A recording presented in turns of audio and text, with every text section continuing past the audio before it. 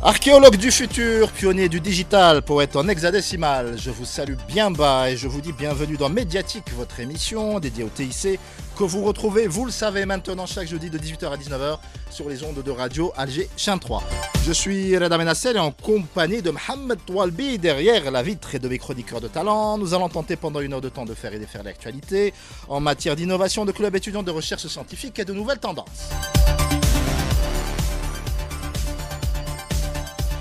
Et aujourd'hui, nous vous proposons une émission chapeautée par nos chroniqueurs Rim Bel Amri et le grand retour de Mohamed Nadir Meddour avec en guise d'invité M. Mouloud Khalif, conseiller du ministre de l'économie de la connaissance, des startups et des micro-entreprises pour nous parler de l'African Startup Conference. Il sera rejoint par Madame Leila Akli, la fondatrice de Pi Relations, pour nous parler de Marcom Conference Algiers. Et tout ça, bien d'autres choses encore, c'est dans Médiatique, l'émission qui vous amène à la découverte de la Terra Numérica juste après ceci. La Banque nationale d'Algérie, BNA, une banque connectée au futur. Et vous êtes toujours à l'écoute des programmes de Radio Alger Chaîne 3, il est 18h32, on s'intéresse tout de suite à notre amie Leila Akli, la fondatrice de Pi Relations, qui va nous parler de Marcom Conference Algiers. Ce sera les 7 et 8 décembre dans un grand hôtel de la capitale. Leila, rebonsoir. Bonsoir. Alors, fais-moi rêver, parle-moi de la genèse de cet événement. Alors, c'est très simple. Je ne sais pas si tu sais, mais en fait, nous, quand on essaye de se former, de monter en compétences dans nos métiers, il n'y a pas de formation, pour nous en tout cas. C'est-à-dire pour tout ce qui est PR, pour tout ce qui est PR, marketing digital, en fait, il y a des instituts de formation pour apprendre le métier de base. Mais après, si on veut monter en compétences et suivre les tendances, etc., on voit sur terrain. C'est pas possible. Voilà, c'est pas possible. C'est curieux parce que moi, encore une fois, mon algorithme joue peut-être des tours, mais je reçois des publicités pour ce genre de formation en Algérie H24. Hein. Oui, mais encore une fois, c'est vraiment des formations de base. C'est-à-dire que si on est dans un autre niveau, voilà, on est senior, il n'y a plus de formation pour nous. D'accord, c'est plus possible. Ça n'existe plus. Donc, pour se former en général, on doit aller à l'étranger, par nos propres moyens, bien évidemment, parce qu'on ne peut pas financer ce type de formation. Et donc, on s'est dit, OK, si aujourd'hui on veut ramener des experts, comment on fait pour les financer, parce qu'un expert, ça coûte cher. Donc, on a décidé, avec des amis, des copains, de construire cette conférence et de cofinancer ce projet. Ah, carrément, fonds propres. En fonds propres, enfin, nos différentes entreprises. Donc, chacun a pris en charge une partie. Nous, on s'est occupé du programme, de la gestion des inscriptions. Une autre agence que tu connais peut-être, Eventscom, s'est occupée de la technique. ExpoSign des espaces B2B. On va pas toutes les citer, mais voilà, l'idée, c'était qu'on s'entraide pour créer une conférence qui peut nous apporter de la valeur et qui nous aide à monter en compétences. Donc, la genèse de cette conférence, c'est ça. Et à partir de là, on est allé chercher les sujets qui pouvaient intéresser un plus grand nombre. Bien sûr, l'IA, c'est le grand sujet du moment. J'allais t'en parler, voilà. Grand sujet du moment. Tout le monde... Qui modifie drastiquement votre manière de travailler. Tout à fait. Qui peut nous aider, mais qui aussi, de temps en temps, va nous provoquer beaucoup de chômage. Ouais. Voilà. Donc, pas forcément, et c'est ce que un des experts qui va ouvrir la conférence va expliquer.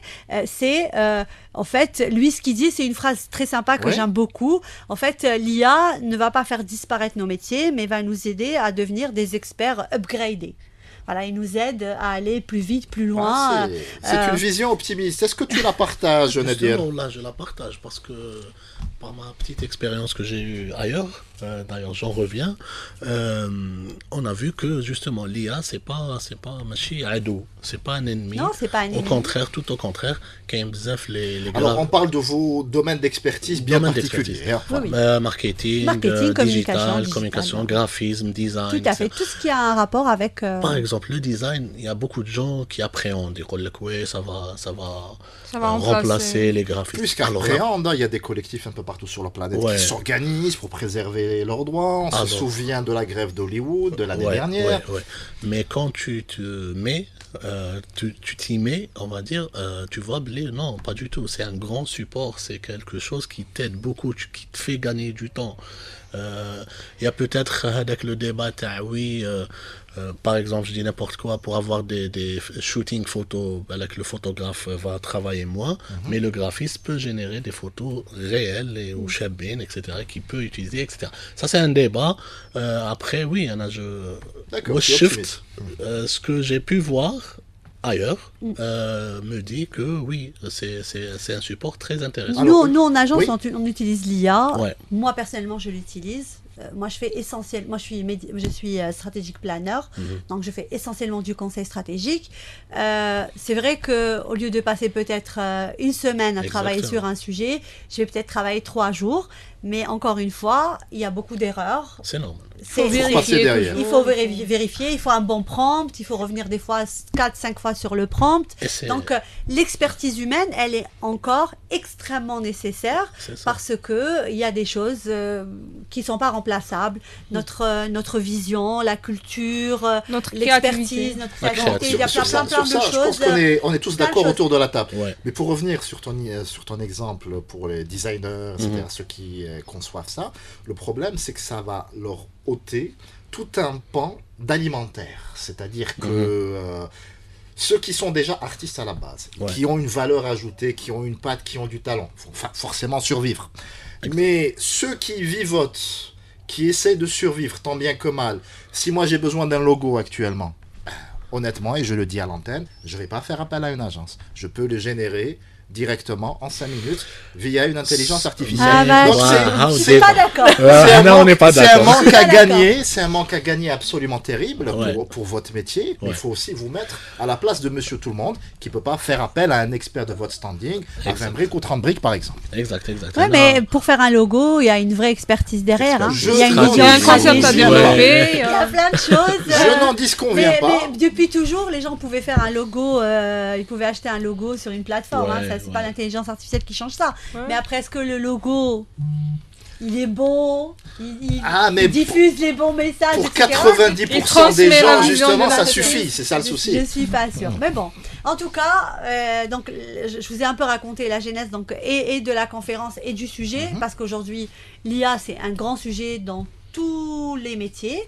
Et très fortement dans nos métiers de création. Et d'ailleurs, on a un grand metteur en scène, producteur, qui va venir aussi animer un keynote, qui est Mouzah Mihia, qui va parler de son métier. Donc, lui, il crée des séries télé, des spots, très bon etc. Très bon réalisateur. Et il va aussi expliquer ce que l'IA peut lui apporter aujourd'hui dans son métier et comment, aujourd'hui, on peut coexister.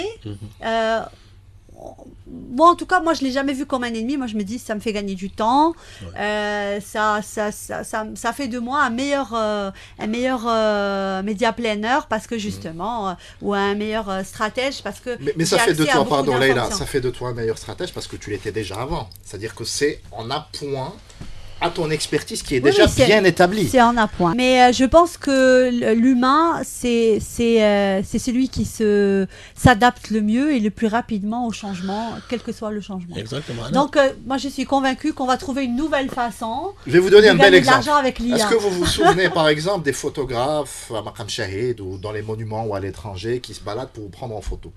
C'était quand la dernière fois que vous avez fait appel à un photographe? On n'en a plus besoin. Tout le monde a un téléphone. Oui, mais ils se sont réinventés. Qui prend de meilleures pour les photos très souvent. Passeport, je crois. Voilà. Ils se sont réinventés. C'est ça, en fait. L'humain a cette faculté de se réinventer, de s'adapter. Et nos métiers, ils vont évoluer avec la technologie. Très bien. Rim. Donc, c'est la première fois qu'une conférence 100% dédiée au marketing et à la communication voit le jour en Algérie. Donc, pourquoi est-ce le moment de faire ce genre de... Alors, parce que... Le choix du timing. Alors, nos métiers changent très vite. On a encore été plus bousculés ces dernières années à cause de l'IA ou grâce à l'IA. Donc, il nous semblait opportun de justement s'offrir un espace pour monter en compétence. En tout cas, nous, c'est comme ça qu'on voit la Marcom Conférence. C'est un espace pour monter en conférence, en compétence dans différents métiers. C'est vrai qu'on va parler d'IA, mais après, autour de la conférence, il y a des workshops et des masterclass qui sont sur d'autres sujets. Par exemple, il y en a un sur la gestion de crise, sur la communication de crise. Il y en a un autre sur la marque employeur. Il y en a un sur la gestion de la data pour la prise de décision. Il y en a un qui va présenter une très très belle solution pour la gestion des réseaux sociaux, une solution qui a été développée par une start-up algérienne qui utilise de l'IA, qui est hyper intéressante, qui a très bien fonctionné déjà cette année. En 1 an d'existence, il a déjà dans son il faut nous les ramener dans l'émission, c'est ce qu'on cherche. Je lui dirai, de toute façon, il sera sur la conférence sur Marcom, donc on lui a offert un espace pour présenter sa solution qui nous semble aujourd'hui être une solution extrêmement intéressante. Les gens vont dire « Ah, ça va faire disparaître le métier de CM ». Moi, je dis non. Cette solution va aider les CM à être plus efficients dans leur travail de tous les jours. Donc, il y a plein de sujets. C'est des sujets qui sont remontés de l'écosystème. Donc, ce n'est pas des sujets qu'on a inventés. C'est l'écosystème qui a dit « Ah, nous, on aimerait bien avoir une formation sur tel sujet ou sur tel sujet ». Et c'est comme ça qu'on a co-construit encore une fois le programme et la conférence avec des acteurs du marketing de la communication en Algérie. Nader El Meddour, grand professionnel du marketing lui-même. Merci. Avec 30 ans d'expertise. C'est pour ton retour. Merci. Non, sincèrement, c'est très intéressant. Merci beaucoup. Ça me motive à y aller. En parlant de CM, justement, j'allais rebondir à l'hikaya de l'IA ou le débat qu'on a avec l'IA. On l'a eu avec les réseaux sociaux avant, entre les médias classiques et les médias sociaux, ça va disparaître, etc. Mais l'électricité, les grandes électricités a été inventée, ils ont dit ça et c'est la fin du monde. Au final... la vapeur a disparu. Donc, oui. Elle a été remplacée. Elle est remplacée par d'autres solutions. Mais maintenant, c'est la rapidité, en fait. Il y a 3 ans, on ne parlait pas d'intelligence artificielle. Là, ça fait partie intégrante de nos vies. Et ça questionne. C'est très rapide. Alors, autant pour la médecine, l'ingénierie, les apports sont considérables. Autant pour les métiers de création. Voilà. L'uniformisation des statuts sur LinkedIn, moi je pense qu'elle est absolument symptomatique. Maintenant, tout le monde parle de la même chose exactement de la même manière. Ouais. Après, les technologies en général, c'est à l'humain de savoir les utiliser. On n'est pas la race la plus sage de la galaxie. Exactement. On l'a prouvé tout au long de notre histoire. Voilà. Donc la technologie, comment on l'utilise, si on veut en profiter, on peut aller très très loin, comme d'autres pays, les très très très loin grâce à la technologie. On peut l'utiliser, ça peut nous détruire si on l'utilise. Alors très souvent, quand on a fait des émissions autour de ça, on a suggéré la création d'une intelligence artificielle typiquement algérienne. Ouais. Qu'est-ce que tu en penses ? Ça serait intéressant.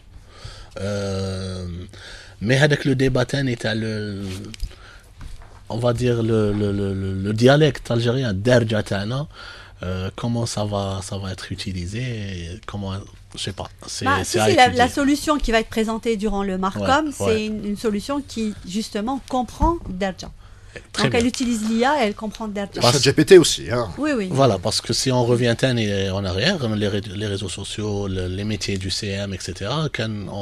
Alors CM Community Manager. Community Manager en général, on a eu des problèmes, comment répondre, comment communiquer, est-ce qu'on a d'Arabia, Derja en français, etc. Donc je pense c'est à tester, why not. La question que j'allais poser à Leïla, c'est comment y accéder à la conférence.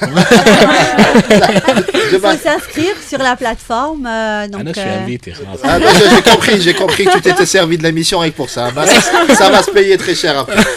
Il faut s'inscrire sur la plateforme. Alors, on a décidé que ce serait payant. Ça ne couvre pas le coût de la conférence. C'est juste qu'on voulait que les personnes qui soient dans la salle aient envie de venir et que ce soit des gens qui veulent apprendre. Voilà. Bien niché. Exactement. Donc, Leïla, on a vu une série des événements cette année, comme chaque année. Donc, des événements qui se répètent, les mêmes exposants, les mêmes intervenants. Donc, donc, qu'est-ce qui manquait encore dans l'écosystème marketing algérien et que Marcom vient de combler? Alors, déjà, je ne sais pas si tu as regardé le programme. Ouais. Mais on a essayé d'aller chercher des personnes qui apportent vraiment de la valeur. On a quelqu'un de chez Microsoft qui vient aussi pour parler des outils IA Microsoft. On a Mouzah Mihia. On a différents chefs d'entreprise. On a une agence mondiale qui va venir parler d'Afrique parce qu'ils sont extrêmement bien installés en Afrique. Donc, ils vont venir parler donc, du marché africain. En fait, il y a vraiment un peu de tout. Des success stories algériennes. On va parler d'IA éthique avec une avocate et des journalistes. Voilà. Donc en fait, on a essayé déjà de trouver des personnes nouvelles. Et c'était très difficile de trouver des personnes nouvelles. On a essayé de trouver des personnes nouvelles, des personnes qui avaient une thématique qui répondent réellement aux attentes de notre écosystème. Et surtout, on a fait les choses, on a traité ça comme un club très fermé pour pouvoir déjà être enrichi par nos expériences. Le secteur se porte bien. Le digital des aides, appréciation. Moi, je trouve que oui. Parce qu'il y a de plus en plus d'entreprises. Parce que ça avait bien souffert suite au Covid, on s'en souvient. Le digital, non. Le digital, non. Il y a beaucoup de boîtes de com qui ont fermé. De com, pas de digital. Mais tu sais bien qu'en Algérie, c'est toujours la double casquette, etc. Oui, mais le digital, c'est très très bien porté pendant le Covid parce que tout le monde a remis ses billes dans le digital. Beaucoup d'entreprises ont remis leurs billes dans En parlant de digital, justement, qu'il y a une digital, les vrais, qui se sont fait casser la gueule parce que... Les boîtes de com qui faisaient du digital. Qui faisaient du digital, mais qui ne maîtrisaient pas. Parce que au Covid, sincèrement, les vrais ont bien travaillé. Oui. En parlant de digital et e-commerce, etc., ça a fait boom pendant le confinement, etc. Oui. Après, les gens qui n'étaient vraiment pas... Comment tu l'expliques? C'est pas des...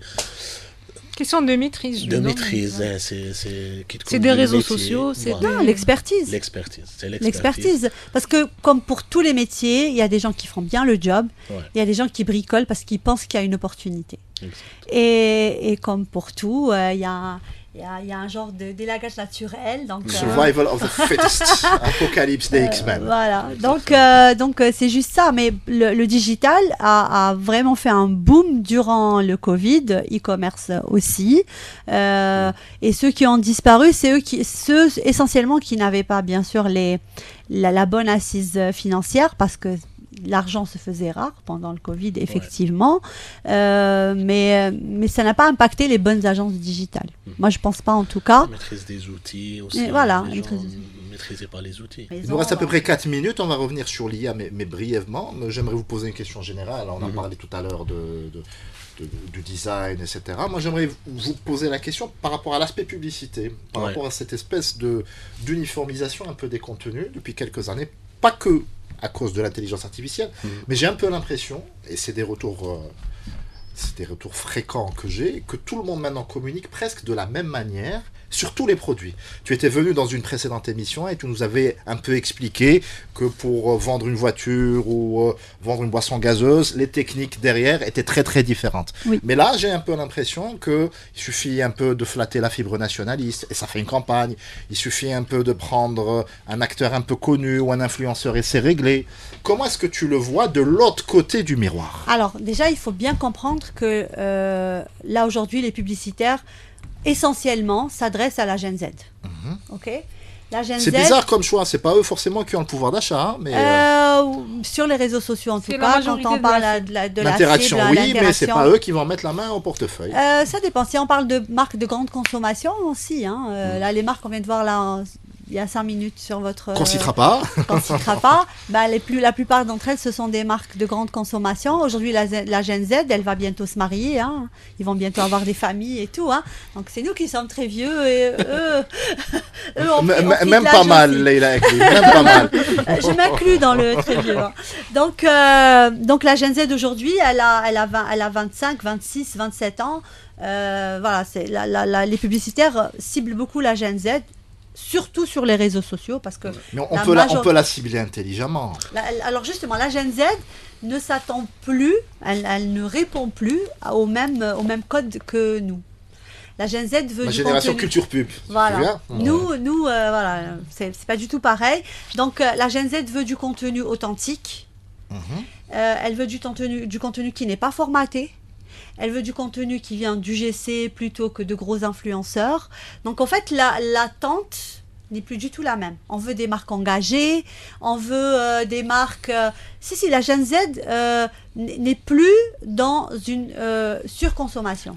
Le nombre de campagnes avec une fille, avec un Hayek, la Casbah, que j'ai pu voir cette année, je peux t'en citer des dizaines. C'est surtout des marques internationales qui... C'est le niveau zéro de l'originalité. C'est ça l'adaptation au marché, effectivement. Mais l'Algérie, c'est pas ça. L'Algérie, c'est beaucoup de diversité. Et heureusement.